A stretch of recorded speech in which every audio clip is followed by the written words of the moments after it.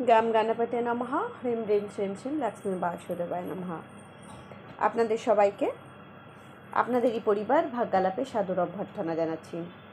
আজকে যে তথ্যটি প্রদান করব সেটি হচ্ছে যে ধরুন কোনো মহিলা ব্রত করছে, যে কোনো ব্রত, সেটা একাদশীর ব্রত হোক, সেটা সত্যনারায়ণের ব্রত, লক্ষ্মীর ব্রত, শিবরাত্রি, বিভিন্ন বিভিন্ন আমরা যে পূজা পার্বণগুলো করি, ব্রতগুলো করি, আচার অনুষ্ঠান করি, সেই সময় মহিলাদের যদি মাসিক শুরু হয়ে যায় বা পিরিয়ড শুরু হয়ে যায়, তাহলে সে কি করবে, সে কি করলে তার ব্রতটা ভঙ্গ হবে না, একদম শাস্ত্রসম্মত কথা বলবো।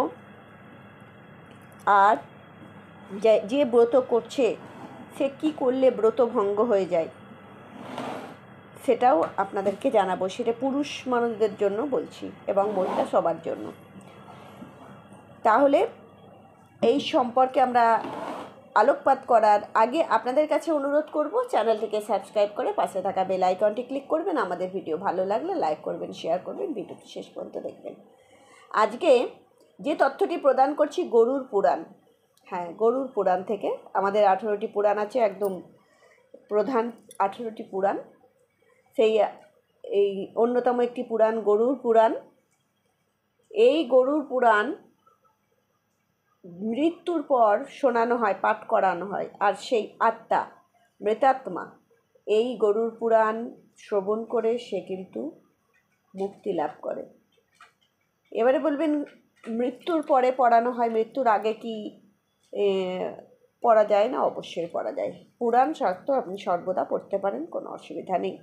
আগে পড়লে তো আরও ভালো, তাহলে এই ভুলগুলো করাই হবে না। এখানে বিভিন্ন বস্তু সম্পর্কে, বিভিন্ন আচার অনুষ্ঠান, এমনকি কোন পাপ করলে কোন নরকে যেতে হয় সেগুলো নিয়েও কিন্তু আমাদের এখানে আলোকপাত করা হয়েছে। আপনারা যদি চান আমরা ভিডিও বানাবো যদিও, কেননা আমরা চাইছি যে কি মণিরত্ন আছে আমাদের সনাতনী শাস্ত্রে, সেইগুলো আপনাদের কাছে তুলে ধরতে চাইছি।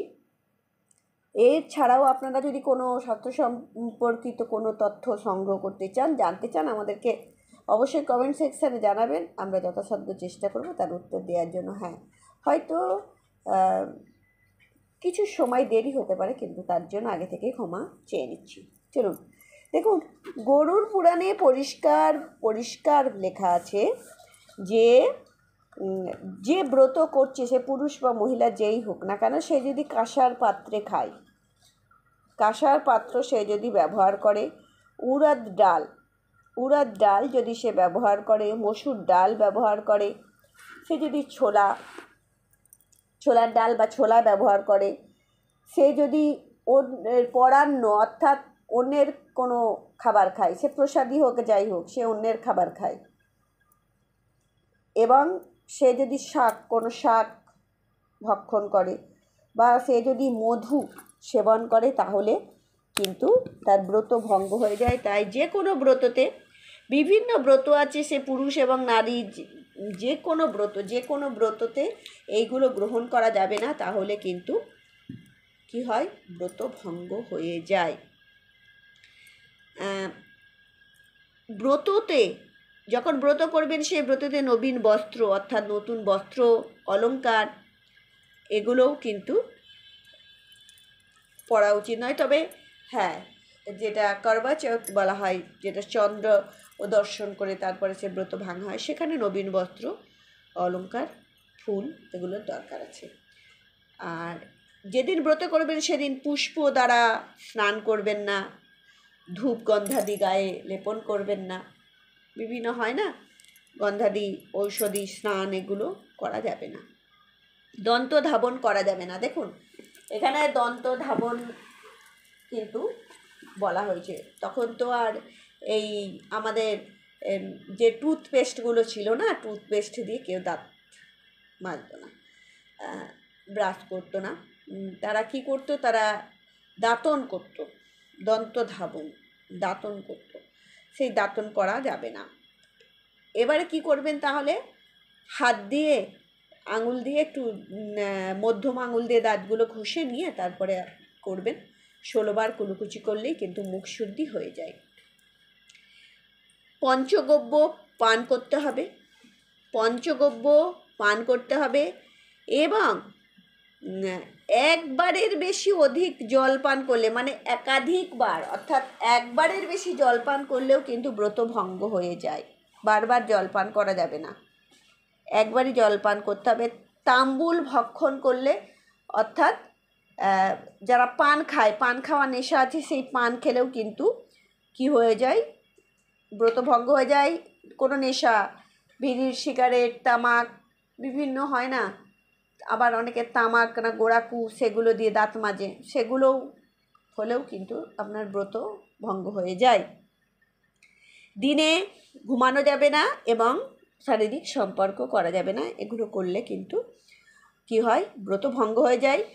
ক্ষমা, সত্য, দয়া, দান, শৌচ মানে শুদ্ধাচার, ইন্দ্রিয় নিগ্রহ, দেব পূজা, তারপরে যজ্ঞ বা হবন, সন্তোষ, সন্তোষ মানে কারোর নাম সন্তোষ না, সন্তোষ মানে সন্তুষ্টি, আর চুরি না করা, এগুলো কিন্তু ব্রতর সামান্য ধর্ম। আর আরেকটি কথা বলি, অনেকে ব্রত করে অনেক কিছু খায়, সেগুলো কিন্তু খাওয়া যাবে না। সেটা নক্ষত্র দর্শন করে, সন্ধ্যাবেলা যখন নক্ষত্র দর্শন হবে তখনই খেতে হবে। আর এই যে নক্ষত্র দর্শন করে প্রসাদ পাওয়া, এটাকে নক্রব্রত বলা হয়। নক্ষত্র তো ব্রত বলা হয়। আর রাত্রিতে যারা ভোজন করে একদম গভীর রাত্রি, সেটা কিন্তু নক্রব্রত না।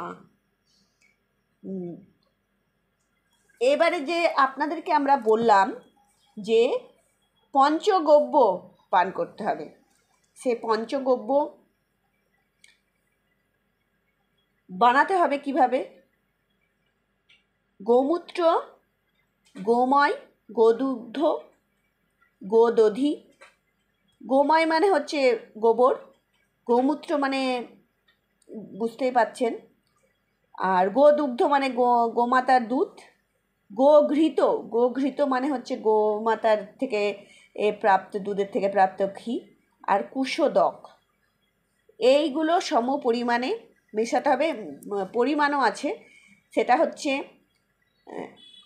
1 পল গোমূত্র, আর আমাদের যে বুড়ো আঙুল আছে তার অর্ধেক আঙুল গোময়, 7 পল গোদুগ্ধ, 3 পল গোদধি, আর 1 পল গোঘৃত, আর 1 পল কুশোদক।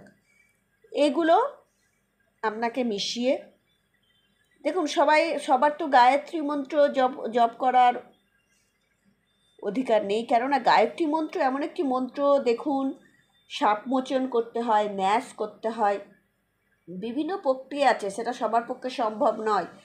আরেকটি কথা বলে রাখি, গায়ত্রী মন্ত্র কিন্তু খুব শুদ্ধাচারে এটা করতে হয়, তাই যাদের গায়ত্রী মন্ত্র করার অধিকার আছে তারাই করবেন। বাদবাকিরা নমো ভগবতে বাসুদেবায় নমঃ বলে এগুলোকে নিয়ে আপনি পঞ্চগব্য পান করতে পারবেন। এবারে আরেকটা প্রশ্ন যেটা আমরা আলোচনা করব বলেছিলাম, সেটি হচ্ছে যে মহিলাদের যদি ব্রত আরম্ভ করে দিয়েছে, তার মধ্যে যদি পিরিয়ড হয়ে যায়, তাহলে কিন্তু তার ব্রত নষ্ট হয় না, একদম গরুড় পুরাণে লেখা আছে। এই সময় তাকে কি করতে হবে, সে দান, পূজা আদি যে কার্যগুলো আছে সেগুলো অপরকে দিয়ে সম্পন্ন করাবে, নিজে করবে না। কিন্তু স্নান নিজে করবে, শুদ্ধাচার, উপবাস, এই যে কায়িক কার্য সেগুলো সে স্বয়ং করবে। আচ্ছা, যদি ক্রোধ করা হয়, প্রমাদ বা লোভবশত কোনো কাজ করা হয়, তাহলে ব্রত ভঙ্গ হয়ে যায়। এই ব্রত ভঙ্গ হলে 3 দিন পর্যন্ত উপবাস করে শিরোমুণ্ডন অর্থাৎ মাথা ন্যাড়া করে তারপরে কিন্তু প্রায়শ্চিত্ত করা হয়। যারা শরীরে অসমর্থ হয়ে গেছেন, হয়তো ব্রত করে আসছেন দিয়ে শরীরে অসমর্থ হয়ে গেছেন, আপনার পুত্রদেরকে দ্বারা পুত্রদের দ্বারাই সে ব্রত আবার এগিয়ে নিয়ে যাবেন। আর যদি কোনো ব্রত করেছে আর কেউ যদি মূর্ছিত হয়ে যায়, অজ্ঞান হয়ে যায়, তাহলে তাকে জল খাওয়ানো যায়, বা তার যদি শরীরে প্রয়োজন হয় তাহলে তাকে খাদ্যও খাইয়ে দিলে তাহলে তার ব্রতভঙ্গ হয়ে যায় না। আজকে যে তথ্যগুলো প্রদান করলাম প্রচুর শেয়ার করুন, আপনাদের জীবন দেখবেন অন্য মাত্রায় এগিয়ে যাবে, কেননা একদম শাস্ত্রসম্মত তথ্যগুলো আপনাদের কাছে তুলে ধরছি। নিশ্চয়ই আপনাদের খুব ভালো লাগলো। ভালো থাকবেন। হরি ওম।